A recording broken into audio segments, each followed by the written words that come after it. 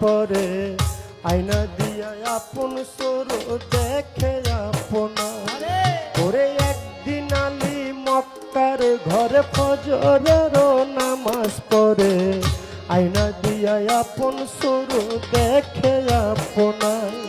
ওরে আয়নাতে রূপ দেখে আলী অমনি উঠিলেন বলি আমার মতো এমন সুন্দর নাই আর দুনিয়ায় ওরে আয়নাতে রূপ দেখে আলী অমনি উঠিলেন বলি আমার মতো এমন সুন্দর নাই আর